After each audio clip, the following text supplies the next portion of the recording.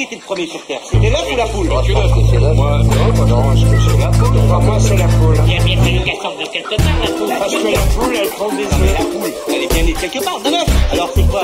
C'est l'œuf ou la poule? L'œuf ou la poule?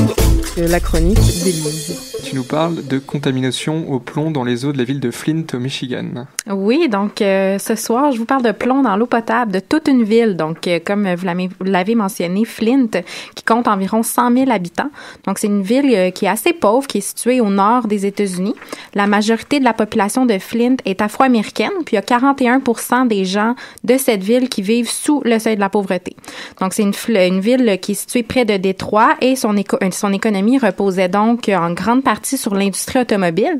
Et depuis la fermeture de plusieurs usines de General Motors, Flint subit une crise économique vraiment importante. Puis aujourd'hui, en plus de tout ça, elle est victime malheureusement d'une crise sanitaire vraiment sans précédent. Donc à l'heure actuelle, 27 000 enfants de la région de Flint ont été contaminés au plomb. Il y a 10 personnes qui sont décédées des suites de la légionellose. Donc c'est une maladie respiratoire qui pourrait avoir un lien avec l'état désastreux des canalisations de la ville. Oui, alors et c'est fou ce qui se passe là-bas, ça dure depuis 2014, c'est une situation catastrophique. 1300 fois la norme prônée par l'OMS en plomb dans les eaux de la ville, c'est bien ça? C'est bien ça. Donc, je vais faire un peu un résumé là, de la situation. Donc, en avril 2014, la ville de Flint, elle a décidé de changer sa source d'eau potable. Donc, depuis longtemps, Flint était relié au système de la ville de Détroit. Puis, pour économiser des sous, donc la ville a décidé de s'approvisionner dans une rivière qui est située tout près, à la place d'utiliser la source d'eau potable de Détroit. Donc, cependant, avant de faire le changement de source, l'eau de la rivière n'a pas été testée. Presque automatiquement, les résidents se plaignent de la couleur, le goût, l'odeur de l'eau. Il y en a plusieurs qui ont même des éruptions cutanées. Là, on se retrouve en août 2014. La ville va demander aux résidents de faire bouillir leur eau, mais continue de stipuler que celle-ci, elle est bonne à boire puis qu'il n'y a aucun danger avec l'eau de la ville. On va détecter la présence de coliformes, de bactéries dans l'eau, mais la ville stipule que l'âge avancé, effectivement, des canalisations pourrait être la cause, mais que c'est un problème mineur, somme toute, va être réglé par un avis d'ébullition. En février 2015, les résidents ont toujours des problèmes avec leur eau, puis en plus, elle est corrosive. Alors, c'est pas très réjouissant.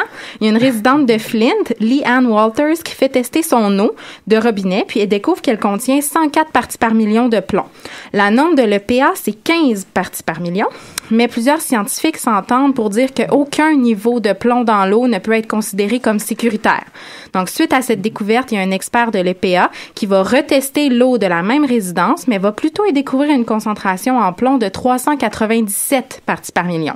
Je mentionne que pendant tout ce temps, le gouverneur de l'État du Michigan, M. Snyder, continue de laisser Flint s'approvisionner en eau potable dans la rivière. Donc, en fait, l'eau de la rivière serait naturellement corrosive, ce qui endommage les canalisations déjà vieillissantes de la ville, qui contiennent du plomb. Et donc, le plomb va se détacher des canalisations et va se retrouver dans l'eau et contaminer l'eau chez les résidents. Et malgré tout ça, on en a entendu parler seulement en septembre 2015. Oui, donc en effet, c'est grâce aussi à une pédiatre, Dr Mona Anna Atisha, qui a testé les concentrations de plomb dans le sang d'enfants de la ville, puis elle y a trouvé des niveaux qui étaient particulièrement élevés. Donc encore une fois, l'État du Michigan, malgré ça, continuait de dire que l'eau était sécuritaire.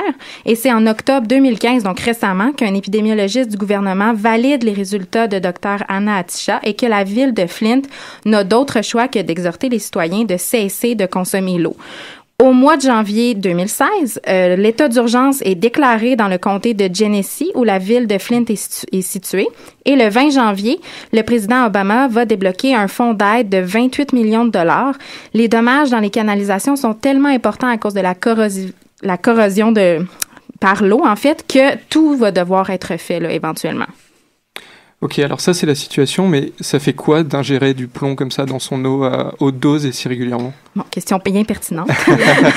Donc, le plomb, qu'est-ce que c'est? C'est un métal qui peut être absorbé de plusieurs façons. Donc, soit par l'eau, les aliments, la poussière contaminée au plomb, des particules de plomb dans l'air issues de la combustion de certains matériaux. Les enfants sont particulièrement vulnérables à une intoxication au plomb parce qu'ils vont souvent porter des objets à leur bouche, puis ils vont augmenter leur exposition potentielle au plomb.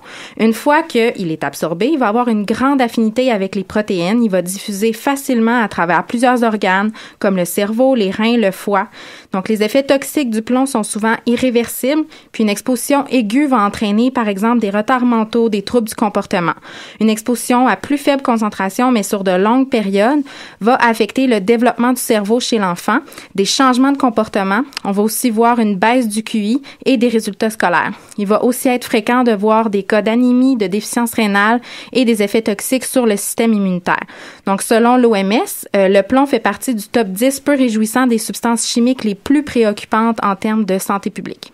Et alors maintenant, en février 2016, on en est où de la situation à Flint? Donc, pour le moment, la source d'eau provient de Détroit. Donc, il y a eu un rechangement de source et non plus de la rivière. Mais les canalisations ont tellement été endommagées par l'eau corrosive de la rivière que l'eau contient quand même encore des concentrations de plomb et elle ne peut pas vraiment être consommée. Donc, il y a des tonnes de bouteilles d'eau qui ont été envoyées où aucun résident ne peut utiliser l'eau qui sort de son robinet, sauf s'il est muni d'un filtre spécial qui va capter le plomb. Mais j'ai une traditionnelle bonne nouvelle. Donc, c'est que la semaine dernière, il y a une poursuite qui a été déposée par des groupes environnementaux et de défense des droits civiques pour forcer la Ville et l'État à remplacer toutes les canalisations. Donc, cette poursuite mentionne que la Ville et l'État du Michigan ont violé la loi fédérale sur la salubrité de l'eau ou la Safe Drinking Water Act, en plus de ne pas avertir correctement les résidents de l'État de la situation. Donc, tout ce qu'on peut espérer pour l'instant, c'est que les dirigeants vont prendre leurs responsabilités dans la crise sanitaire à Flint. Merci Élise pour ta bonne nouvelle et pour cette chronique. Tu nous tiendras au courant des suites de cette poursuite. Oui, avec plaisir. À bientôt.